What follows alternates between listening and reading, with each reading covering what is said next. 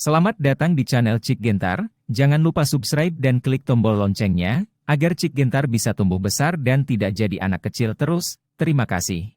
Bab 1663. Dunia bergetar. YQ diliputi oleh guntur yang hebat. Momen hidup dan mati.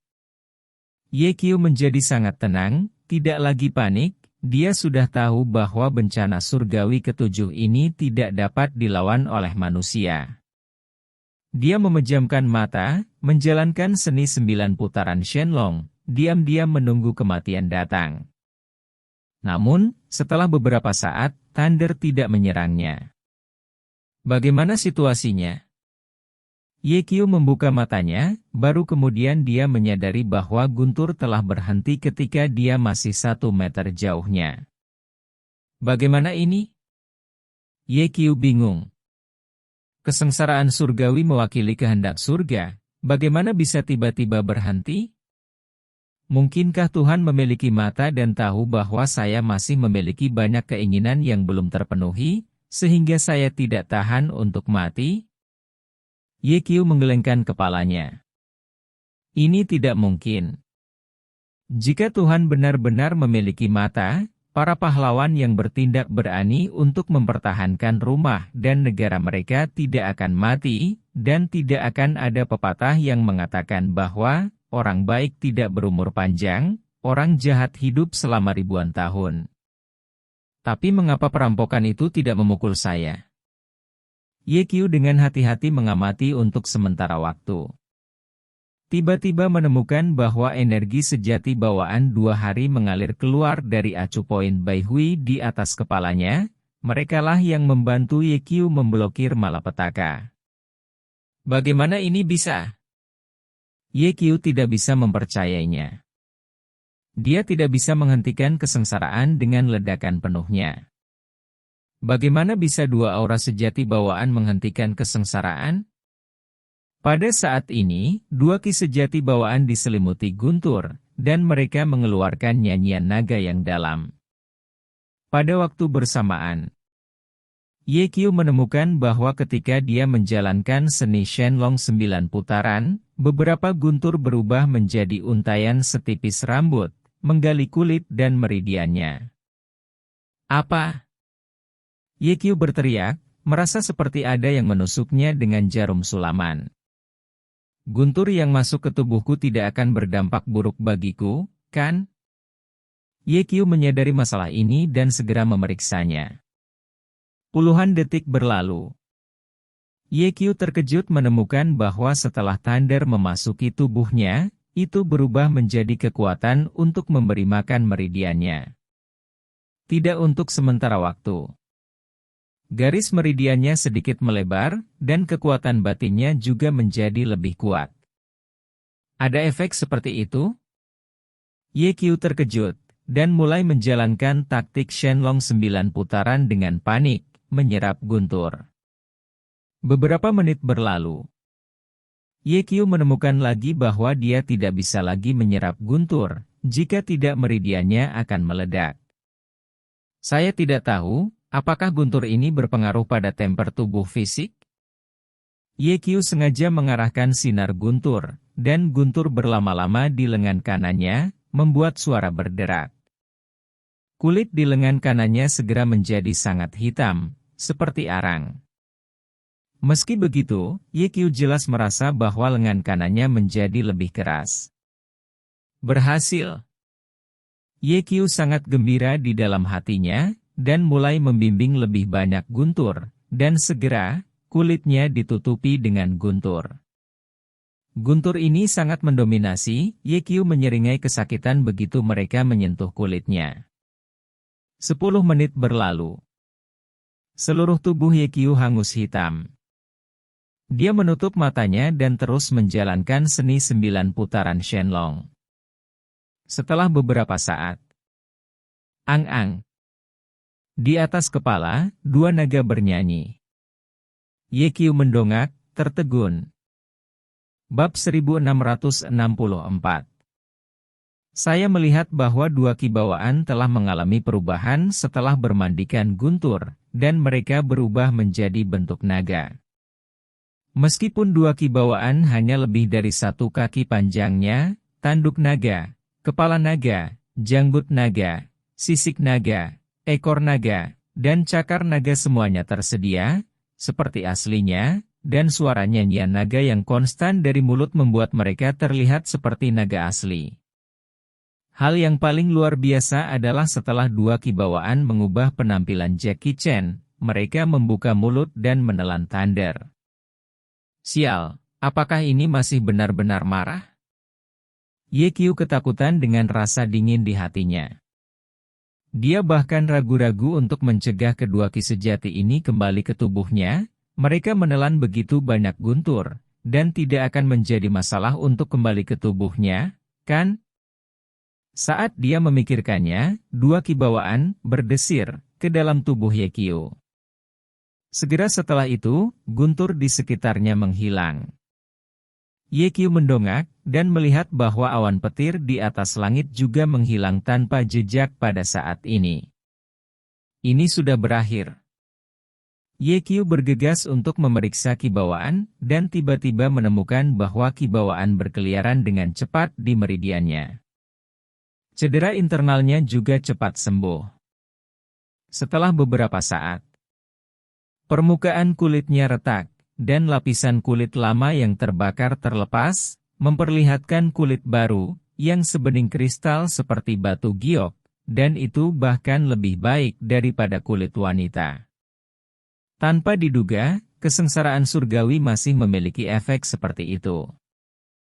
Jika kamu dapat menggunakan Thunder untuk mengembangkan kosmetik, itu akan sangat bagus. Dengan begitu kamu dapat menghasilkan banyak uang. Tentu saja, ide ini tidak realistis, dan Ye Qiu baru saja memikirkannya. Setelah itu, dia menutup matanya dan melakukan 9 putaran Shenlong Jue lagi. 3 menit berlalu. Wajah Ye Qiu sangat gembira. Dia menemukan bahwa setelah melalui bencana, kekuatannya meroket lagi, dan seluruh tubuhnya tampaknya memiliki kekuatan yang tidak ada habisnya. Tanpa diduga, kali ini di Sekte Shui Wei, akan ada keuntungan besar. Tidak hanya mendapat warisan dari pedang suci Sukahara, tetapi juga mengolah energi sejati kedua. Ini perjalanan yang berharga. Ye Qiu tiba-tiba teringat bahwa ketika dia menerima warisan dari pedang suci Sukahara, 3 teknik membunuh yang muncul di dinding batu adalah karakter Cina, bukan karakter Dadong. Mungkinkah Sword Sen Sukahara adalah orang Cina? Dengan kata lain, Sword Sen Sukahara mahir dalam budaya Tiongkok? Kalau tidak, mengapa 3 karakter untuk teknik membunuh adalah karakter Cina? Lupakan saja, sekarang setelah warisan diperoleh, tidak masuk akal untuk memikirkannya. Ye Qiu melirik tubuhnya, pakaiannya terkoyak oleh perampokan, dan rambutnya berantakan, sekarang dia lebih seperti pengemis daripada pengemis. Cepat kembali dan mandi. Ye Qiu bangkit, siap untuk meninggalkan platform pencerahan. Tiba-tiba, matanya tertuju pada tangga batu biru di depan platform pencerahan. Ada banyak noda darah di tangga, yang semuanya ditinggalkan oleh Ye Qiu ketika dia melintasi malapetaka. Ye Qiu berjongkok, menodai sedikit darah dengan jari-jarinya, dan kemudian mengamati dengan cermat. Dia melihat ada sedikit emas samar dalam darahnya. Seperti yang kita semua tahu, dalam keadaan normal, darah manusia berwarna merah cerah, dan hanya setelah terjadinya penyakit atau kondisi lain, darah akan berubah menjadi hitam atau coklat, tetapi kondisi emas muncul dalam darah. Ye Qiu tidak hanya belum pernah melihat itu, tapi belum pernah melihatnya. Belum pernah mendengarnya. Apakah ini darahku? Ye Qiu segera membuka mata surgawinya, dan tatapannya menembus kulit dan jatuh ke dalam pembuluh darah. Aku tidak tahu itu, tapi aku terkejut sekilas. Ye Qiu terkejut menemukan bahwa darah di nadinya setengah merah dan setengah emas. Darah dari kedua warna itu bercampur satu sama lain tanpa rasa jijik sedikit pun, apalagi kelainan di tubuhnya. Bagaimana? Oke, bagaimana darahku bisa menjadi emas? Mungkinkah itu terkait dengan bencana barusan? Ye Qiu memeriksa tubuhnya lagi dan memastikan tidak ada masalah sebelum meninggalkan Houshan. Pada saat ini, dengan ledakan, platform pencerahan dan langkah Kibu Bluestone berubah menjadi bubuk. Bab 1665. Pada saat platform pencerahan berubah menjadi bubuk, tubuh Ye Qiu melintas dan muncul 20 meter jauhnya. Sepertinya aku mendapat warisan dari pedang suci Sukahara, jadi platform pencerahan hancur. Ye Qiu membungkuk ke arah pada tahap pencerahan dan berbalik dan turun gunung. Shui Weizong, di pavilion. Semangat pembunuhan merasuk. Qian Shanshui dan Qiu Shan Nange bekerja sama, dan mereka tidak bisa menghentikan Tuan Yanqi. Setelah beberapa menit berkelahi, keduanya terluka, dan darah tumpah dari sudut mulut mereka. Ledakan! Ledakan! Master Yanqi memukul balik Qiu Shan Nange dan Qian Shanshui dengan 2 pukulan, dan kemudian berkata sambil tersenyum, saya menyarankan Anda untuk tidak melawan. Kamu bukan lawan biksu yang malang. Lebih baik patuh dan menangkapnya, agar tidak menderita rasa sakit dari daging dan darah. Qiu Shan Nange berteriak, Yanqi, bahkan jika saya mencoba yang terbaik hari ini, saya tidak akan membiarkan Anda berhasil. Master Sekte Qiu Shan, mengapa kamu melakukan ini? Bukankah tidak apa-apa jika Tuan dan muridmu mengikutiku kembali ke kuil Jiguang? Biksu yang malang berjanji untuk membuat Tuan dan muridmu nyaman, hahaha. Tuan Yanqi tertawa lancang.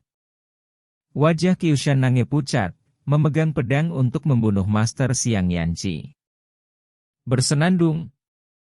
Pergelangan tangan penyanyi Qiu Shanan menjentikkan, dan dalam sekejap, cahaya pedang yang tak terhitung jumlahnya mekar dari pedang panjang itu, menutupi Master Yanqi. Tidak ada gunanya, cara kecil seperti itu sama sekali tidak dapat melukai biksu yang malang itu. Tuan Yanqi tersenyum tanpa henti, mengulurkan 2 jari, dan dengan ringan menjentikkan ujung pedang. Kapan? Sebuah kekuatan besar ditransmisikan ke pergelangan tangan Qiu Shan Nange melalui pedang. Saat ini, tubuh Qiu Shan Nange disambar petir, dan terus mundur. Ceng-ceng. Qiu Shan Nange mundur lebih dari selusin langkah sebelum berdiri diam. Dengan kengerian di wajahnya. Master Sekte Qiu Shan, meskipun kamu adalah salah satu dari 3 master seni bela diri Dadong kami, kamu sangat lemah di depan para biksu yang malang. Master Yanqi tersenyum, dan berjalan menuju Qiu Shan Nange di halaman yang santai. Pada waktu bersamaan, Master Yanqi menatap tubuh dewasa Qiu Shan Nange, dengan cahaya hijau di matanya, dan berkata, saya telah lama mendengar bahwa Shou Yoshida memiliki titik lemah untuk Anda, tetapi sangat disayangkan Shou Yoshida mati, tanpa restu ini. Bersenang-senanglah. Tidak apa-apa, biarawan malang itu bisa melakukannya untukmu. Master Sekte Qiu Shan, jangan khawatir. Selama Anda mengikuti biksu yang malang itu akan memperlakukan Anda dengan baik. Saya telah mempelajari seni persetubuhan. Tak tahu malu? Wajah Qiu Shan Nange membiru karena marah, seperti yang seharusnya dikatakan oleh seorang biksu Tao, itu lebih tak tahu malu daripada seorang hooligan. Tuan sialan, bajingan. Qian Shanshui berteriak dengan marah. Tangannya dengan cepat tersegel di depannya, Tan Kou dengan ringan membuka, dan beberapa kata keluar dari mulutnya. Cepat, prajurit, lawan, siapa? Ledakan. Sebuah cahaya putih tiba-tiba muncul di depan Master Yanqi. Tuan Yanqi menopang telapak tangannya untuk menghalangi cahaya putih, dan memandang Qian Shanshui sambil tersenyum. Kamu masih sangat muda, dan kamu telah mengembangkan mantra 9 karakter hingga kata keempat. Kamu memiliki bakat yang bagus. Hanya saja dibandingkan dengan penampilanmu, tidak peduli seberapa cemerlang bakatmu, itu akan dibayangi olehnya. Tapi sepertinya kamu lupa bahwa biksu yang malang itu juga mahir dalam mantra 9 karakter, dan basis kultivasiku lebih tinggi dari milikmu. Jika kamu menggunakan mantra 9 karakter di depanku, itu penipuan. Ketika Tuan Yanqi mengatakan ini, tangannya disegel di depannya, dan kemudian dia berteriak, "Lin, tentara, pertempuran, Z, semua." Ledakan. Cahaya putih terang tiba-tiba bergegas menuju Qian Shanshui, penuh dengan kekuatan luar biasa. "Xiao Sui, kembali!" Seru Qiu Shanange, dengan cepat berdiri di depan Qian Shanshui, dan menebas cahaya putih itu. Bang! Begitu Jian Feng menyentuh cahaya putih itu, Qiu Shanange terguncang. Bab 1666 Menguasai.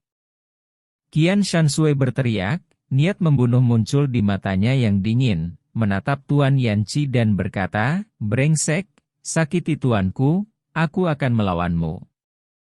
Tuan Yanqi tersenyum menghina, "Qian Shanshui, tuanmu bukan lawanku, apa yang kamu lakukan dengan putus asa denganku? Sebaiknya kau pintar dan pergi ke kuil Jiguang dengan tuanmu untuk melayaniku. Selama aku nyaman, kamu juga akan nyaman. Tetapi jika Anda bersikeras menolak hari ini, itu tidak akan mengubah hasilnya, tetapi Anda harus lebih menderita." "Qian Shanshui, apakah kamu masih menolak?" Qian Shanshui tidak mengatakan sepatah kata pun, tetapi langsung menggunakan tindakan untuk mengekspresikan posisinya. Dia mengikat tangannya di depannya lagi. Tuan Yanqi melihat tindakannya dan langsung marah. Karena Ming keras kepala, jangan salahkan kursi ini. Bang! Tuan Yanqi tiba-tiba menendang perut Qian Shanshui. Melihat kaki ini, Qian Shanshui menghentikan serangannya dan dengan cepat melangkah mundur. Dia terutama khawatir tentang anak di perutnya. Suara mendesing. Kecepatan Master Yanqi sangat cepat. Dia berbalik, berputar ke samping Qian Shanshui, dan menendang perut Qian Shanshui lagi. Tendangan ini sangat cepat. Qian Shanshui hendak memblokir, tiba-tiba energi pedang, Shou, tiba-tiba muncul, mengenai kaki kanan Master Yanqi. Master Yanqi mundur dengan cepat dan berdiri 10 meter jauhnya. Tuan Yanqi menatap bagian belakang Qian Shanshui dan berteriak. Setelah beberapa saat, sosok dengan pakaian compang-camping, rambut acak-acakan dan wajah hitam keluar.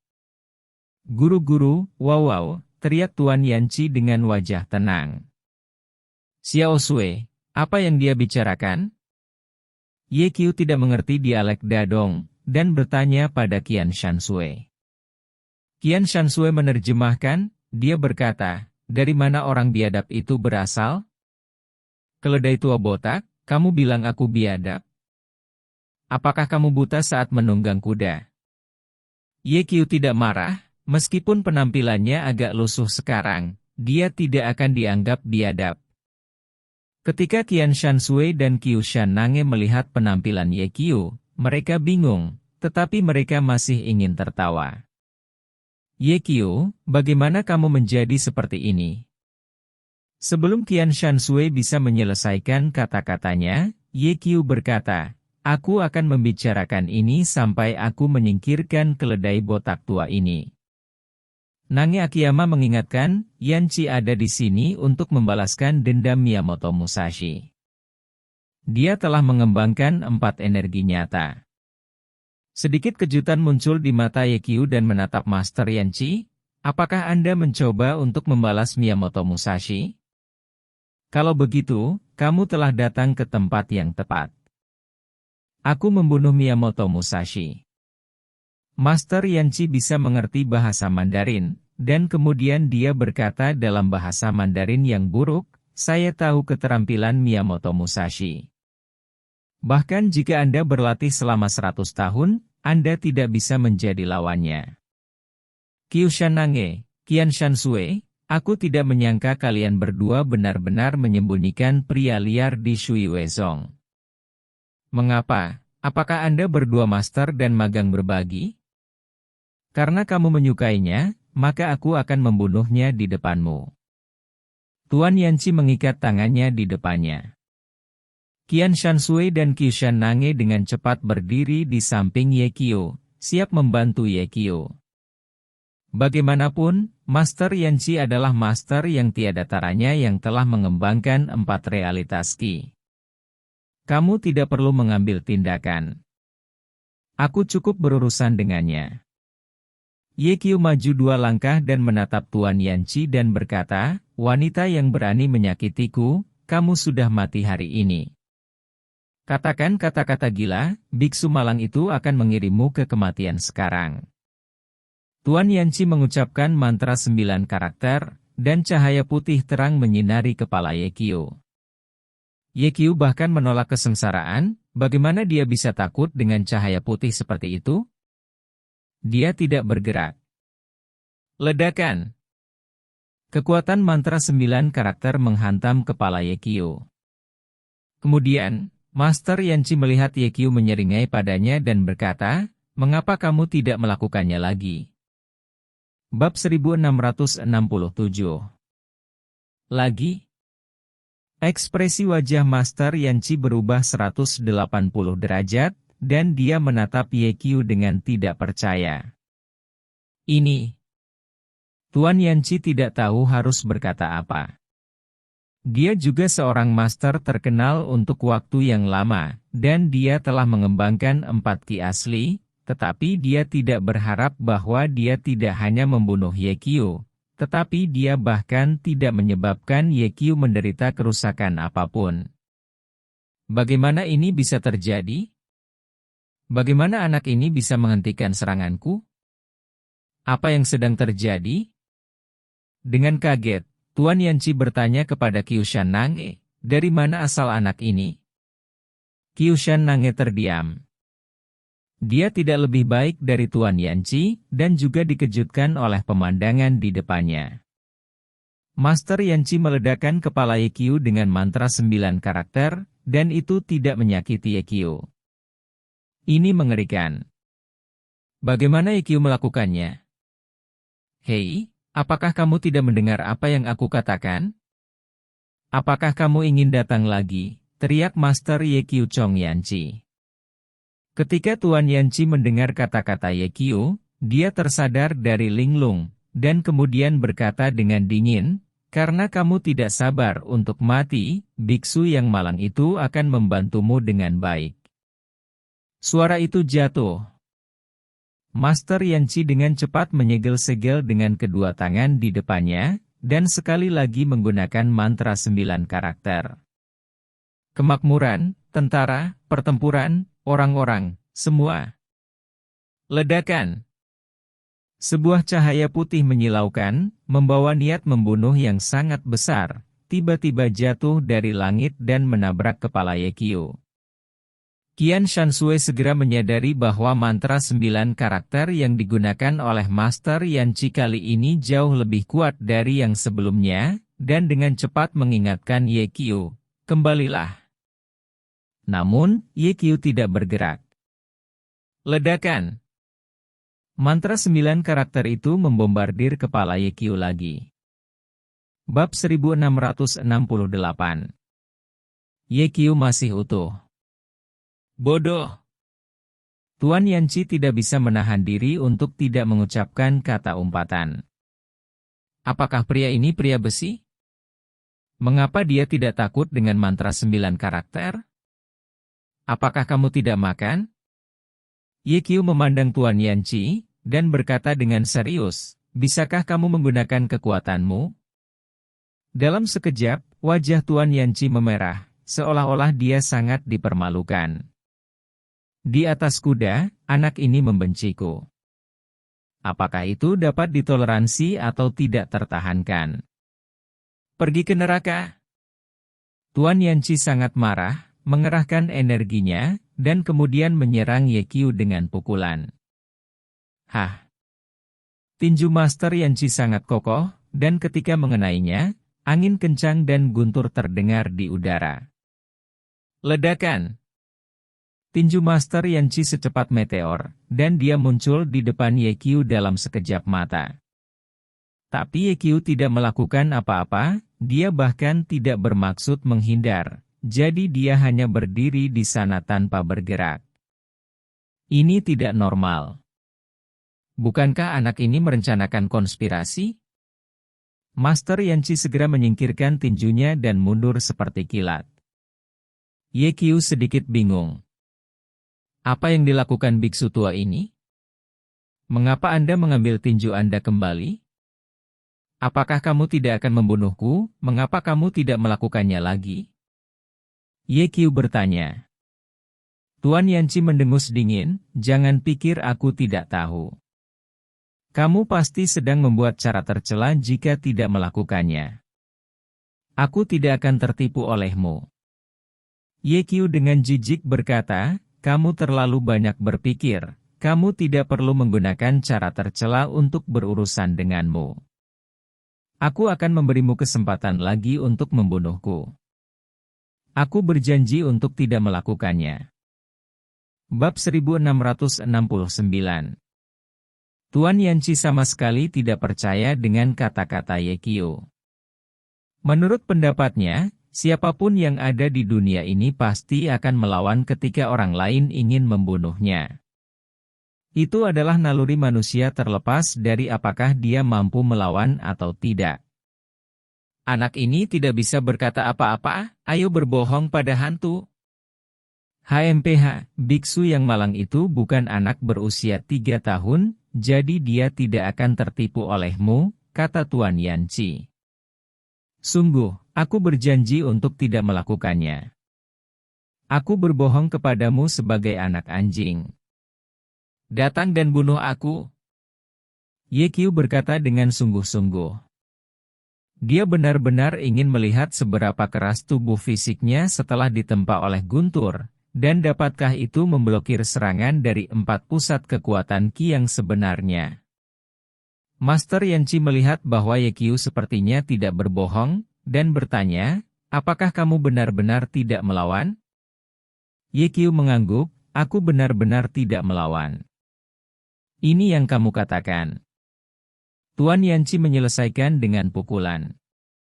Dengan pukulan ini, Tuan Yanqi tidak menggunakan semua kekuatannya, dia khawatir tentang konspirasi Ye Qiu, jadi dia sangat berhati-hati saat meninjunya. Ledakan. Tinju itu mengenai Ye Qiu, seolah-olah mengenai pelat baja, membuat suara teredam. Tuan Yanqi hanya merasakan sakit yang tajam di tinjunya. Melihat Ye Qiu, dia masih aman dan sehat. Dia benar-benar tidak melawan ketika dia berdiri diam. Tuan Yanqi merasa sedikit menyesal di dalam hatinya. Jika dia percaya bahwa Ye Qiu tidak akan melawan sejak awal, dia pasti akan meledak dengan seluruh kekuatannya. Dalam hal ini, dia mungkin bisa meledakkan Ye Qiu sampai mati dengan satu pukulan. Biksu tua, apakah kamu tuli? Ye Qiu berkata dengan tidak puas, aku sudah memberitahumu untuk menggunakan kekuatan, seberapa lembut tinjumu, apakah kamu menggelitikku? Apa, geli? Master Yanqi benar-benar kesal dengan kata-kata Ye Qiu. Pergi ke neraka. Tuan Yanqi mengecam Ye Qiu sekali lagi dengan marah. Dengan pukulan ini dia menggunakan semua kekuatannya. Ledakan. Tinju itu mengenai Ye Qiu.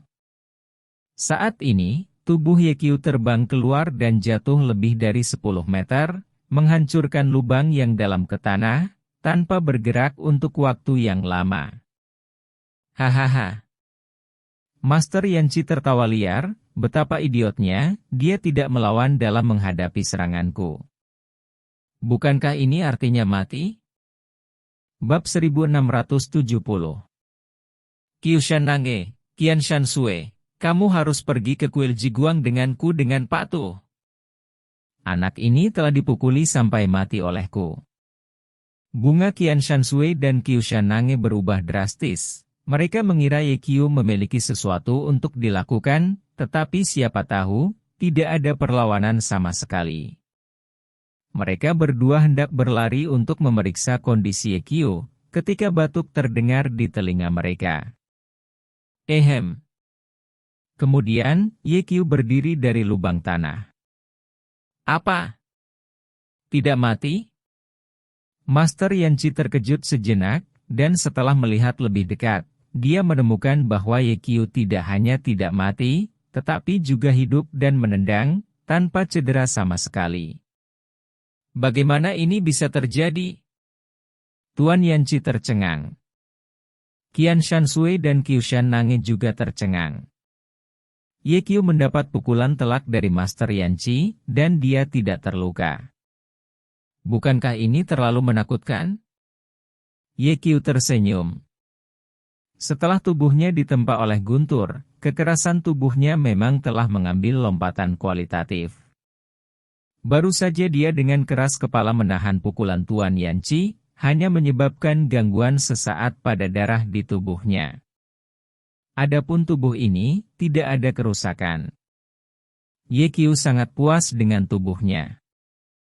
Kemudian, dia mengangkat kepalanya dan menatap Tuan Yanqi sambil tersenyum. Keledai tua botak, tahukah kamu mengapa aku tidak melawan sekarang? Sebenarnya, aku ingin memeriksa seberapa keras tubuhku. Terima kasih sudah membantu saya. Demi kamu membantuku, aku akan memberimu kesenangan. Setelah Ye Qiu selesai berbicara, dengan bas, 36 niat pedang muncul seketika di sekelilingnya. Setiap niat pedang panjangnya lebih dari 1 meter, bersinar dingin, melepaskan niat membunuh yang dingin. Kemudian, 36 niat pedang dengan cepat mengembun di udara, berubah menjadi niat pedang yang panjangnya lebih dari 3 meter, dan menebas Master Yanqi. Bab 1671. Tuan Yanqi bagaimanapun juga adalah seorang ahli. Ketika dia melihat niat pedang Ye Qiu, rasa krisis yang kuat muncul di hatinya, dan ekspresinya segera menjadi serius. Dia dengan cepat membentuk segel dengan kedua tangan, dan berteriak keras, Lin, tentara, pertempuran, Z, semua, formasi. Ledakan. Cahaya putih terang setebal ember tiba-tiba mengenai niat pedang yang digunakan Ye Qiu. Tidak jauh. Wajah cantik Qianshan Sui penuh dengan kekhawatiran. Yanqi benar-benar mengolah mantra 9 karakter hingga kata ke-6, bisakah Ye Qiu menghentikannya? Niat pedang Ye Qiu sangat kuat. Sebelum kata-kata Qiushan Nange selesai, dia melihat niat pedang Ye Qiu menembus cahaya putih. Kulit Master Yanqi berubah drastis, dan energi sejatinya mengalir dengan cepat. Dalam sekejap, 4 energi sejati muncul di tinjunya. Mati! Master Yanqi meninju Jianyi Ye Qiu. Dengan pukulan ini, Tuan Yanqi memiliki keyakinan penuh. Bahkan jika Ye Qiu tidak terluka parah, niat pedangnya sudah lebih dari cukup. Namun, di detik berikutnya, murid Master Yanqi menyusut tajam. Dia tidak menyangka bahwa angin tinjunya seperti laut berlumpur, tanpa percikan sedikit pun, apalagi menghalangi niat pedang Ye Qiu. Aura pembunuh yang mengejutkan terselubung. Tidak, anak ini tidak bisa menandingi niat pedangnya. Tuan Yanqi berbalik dan ingin melarikan diri. Tapi sudah terlambat. Ledakan. Niat pedang Ye Qiu jatuh, dan mengenai bagian belakang kepala Master Yanqi. Engah. Kepala Tuan Yanqi seperti semangka, terbelah oleh niat pedang. Darah dan otak mengalir keluar.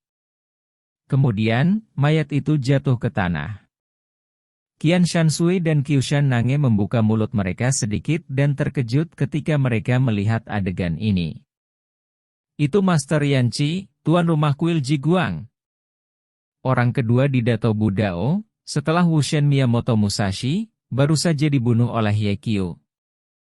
Jika mereka tidak melihatnya dengan mata kepala sendiri, mereka tidak akan percaya. Terlalu tidak nyata. Ye Qiu melihat mayat Master Yanchi, masih mencoba mencari tahu kekuatan tempurnya sendiri. Bab 1672. Saya telah mengembangkan 2 ki sejati bawaan, memperoleh warisan dari Santo Pedang Sukahara, dan selamat dari malapetaka, dan kekuatan saya telah berkembang pesat. Karena Anda dapat membunuh 4 ki asli yang kuat dengan satu gerakan, itu menunjukkan bahwa tidak masalah untuk membunuh 5 ki asli yang kuat. Bahkan jika saya bertemu dengan pembangkit tenaga listrik 6 Dao Zenki di masa depan, saya akan memiliki kekuatan untuk bertarung. Setidaknya, tidak ada masalah dengan perlindungan diri. Ye Qiu menyadari bahwa aura sejati bawaannya tampaknya jauh lebih kuat daripada aura yang didapat, dan dia pasti bisa melompati barisannya untuk bertarung. Ini adalah hal yang baik untuknya. Berpegang teguh, ketika saya telah mengembangkan 4 ki sejati bawaan, saya harus dapat menantang pembangkit tenaga listrik dari 9 ki sejati. Ye Qiu berbalik, menatap Qian Shansui dan Qiu Shannange dan bertanya, apakah kamu baik-baik saja?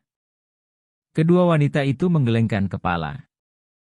Xiao Sui, bantu aku menemukan 1 set pakaian, aku ingin berganti pakaian, kata Ye Qiu. Ya. Qian Shansui bersenandung dan pergi dengan cepat.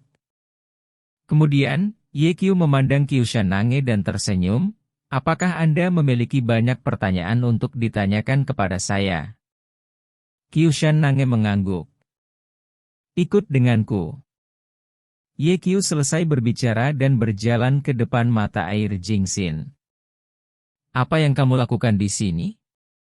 Bukankah kamu seharusnya? Qiu Shannange tiba-tiba memikirkan kemungkinan, sebelum dia mengatakannya, dia melihat Ye Qiu merobek pakaiannya. Bajingan kecil ini. Tidak, itu harus menjadi bajingan. Qiu Shannange langsung merona, melirik ke tubuh Ye Qiu secara diam-diam, lalu dengan cepat menarik kembali tatapannya, hanya untuk merasakan bahwa wajahnya terbakar parah. Engah! Ye Qiu melompat ke sumber air panas. Qiu Shannange sedikit malu, siap untuk pergi, tetapi mau tidak mau bertanya, apa yang terjadi dengan guntur di gunung belakang tadi?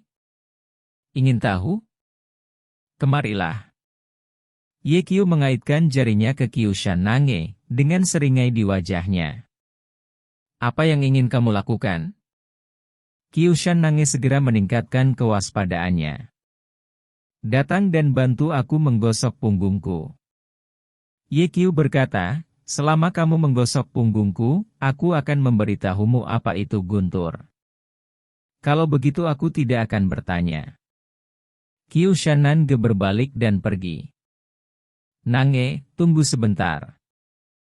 Ye Qiu menghentikannya dan berkata, aku akan kembali ke Tiongkok. Qiu Shannange berhenti dan bertanya, kapan?